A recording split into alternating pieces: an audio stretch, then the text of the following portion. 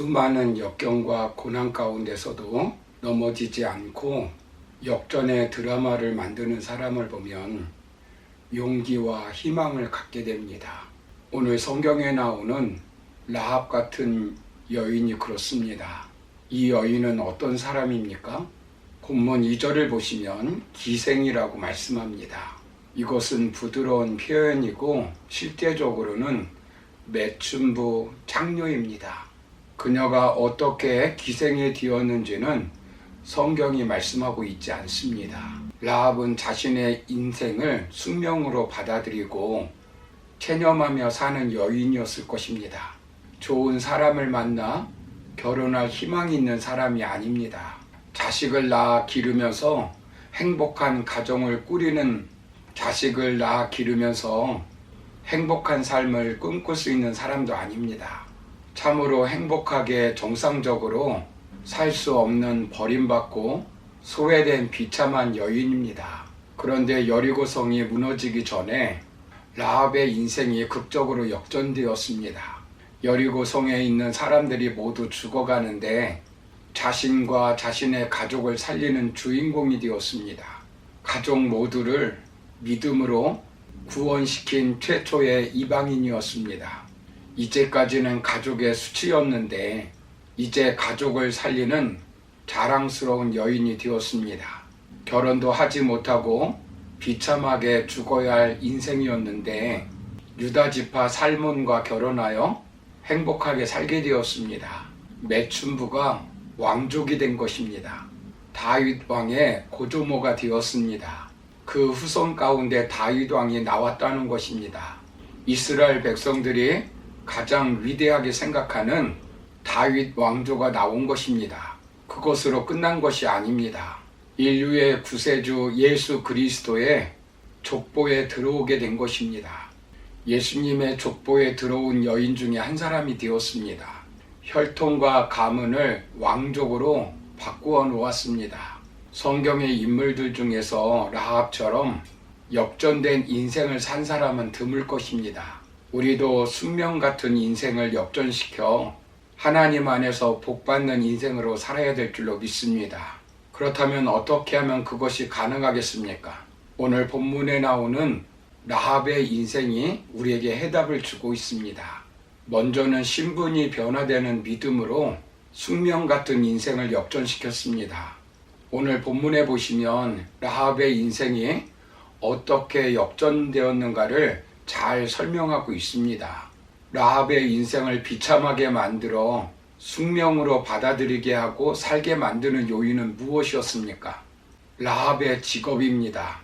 매춘부라는 직업 때문입니다. 오늘날로 말하면 내 뜻과 상관없이 어쩔 수 없이 주어진 환경과 조건입니다. 어떤 사람은 그것을 운명으로 받아들이며 사는 사람들이 있고 어떤 사람들은 오히려 그것이 기회가 되어 숙명 같은 인생을 역전시키는 사람들이 있습니다.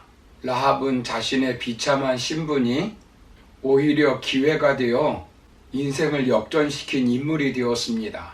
여호수아는 가나안 정복을 앞에 두고 2명의 정탐꾼을 보내었습니다. 그런데 그들은 기생 라합의 집을 여인숙으로 택하였습니다. 아마 이들은 자신의 신분을 드러내지 않고 은밀하게 하룻밤을 지내기에는 가장 안전한 집이라고 생각했을 것입니다. 기생이 아니었다면 결단코 정탐꾼을 만나지 못했을 것입니다. 이 만남을 돈 버는 기회, 몸 파는 기회가 아니라 신분을 바꿀 기회로 활용하였습니다. 이미 이스라엘이 선제 공격을 해올 것이라고 예측한 여리고 왕은 곳곳에 경계를 강화하고 수상한 사람이 나타나면 신고하라고 엄명을 내려놓은 상황입니다. 그래서 정탐꾼들이 기생 라합의 집에 위장하고 잠입했지만 곧바로 왕에게 수상한 사람이 나타났다고 보고되었습니다. 정확하게 이스라엘 사람들이 정탐하러 들어왔다고 왕에게 보고가 된 것입니다. 그 소식을 들은 왕은 군대를 라합의 집에 급하였습니다. 그런데 이때 라합이 그 2 사람을 어떻게 합니까? 마음에 많은 갈등이 있었을 것입니다. 라합은 이 두 사람을 숨겨주는 것을 선택하였습니다. 그들을 살려주기 위해서 거짓말을 하였습니다. 그들이 내게 왔으나 그들이 어디서 왔는지 나는 알지 못한다고 말했습니다. 그리고 그들을 살리기 위해서 유인책을 썼습니다. 그들이 어두워 성문을 닫을 때 급히 나갔다고 말했습니다. 그러면서 그들을 따라잡으라고 했습니다. 그런데 지붕의 3대 밑에 숨겨둔 것입니다. 라합은 위험한 길, 모험의 길을 선택한 것입니다.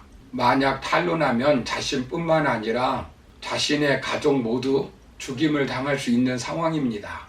이런 위험을 무릅쓰고 왜 이들을 숨겨주고 거짓을 말하고 유인하여 이스라엘을 도와준 이유가 무엇일까요? 본문 9절을 보시면 말하되 여호와께서 이 땅을 너희에게 주신 줄을 내가 아노라. 우리가 너희를 심히 두려워하고 이 땅 주민들이 다 너희 앞에서 간담이 농나니라고 말씀합니다. 이것이 바로 그의 인생을 역전시킨 비결이었습니다. 여호와께서 이 땅을 너희에게 주신 것을 내가 아노라고 고백합니다. 여기서 안다는 말은 믿는다는 말과 같은 것입니다. 이것을 어떻게 알았다는 것입니까? 본문 10절을 보시면 애굽에서 나올 때 홍해를 마르게 한 일, 시온과 옥을 전멸시킨 일을 들었다는 것입니다. 그 이야기를 듣고 하나님에 대하여 어떤 믿음을 가지게 되었다는 것입니까? 너희 하나님 여호와는 상천하지의 하나님이시라는 것입니다. 단순한 이스라엘의 하나님이 아니라 안 계신 곳이 없으신 하나님이라는 것입니다.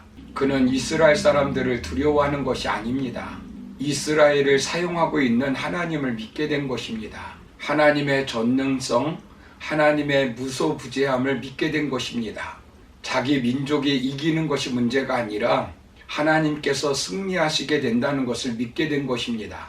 여호와의 존재를 믿은 것입니다. 여호와의 능력을 믿고 그를 두려워한 것입니다. 살아 존재하시는 하나님이 능력의 하나님이시어서 가나안 땅을 능히 자기 백성들에게 주시는 권능의 하나님이시라는 것을 믿게 된 것입니다. 라합은 하나님의 능력과 존재만 믿은 것이 아니라 살아계시고 전능하신 분이 자기를 의뢰하는 자를 구원해 주시는 분인 것을 믿었습니다.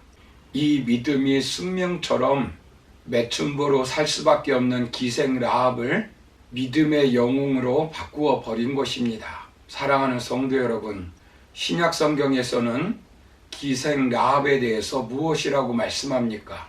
히브리서 11장 31절을 보시면 믿음으로 기생 라합은 정탐꾼을 평안히 영접하였으므로 순종치 아니한 자와 함께 멸망치 아니하였도다라고 말씀합니다.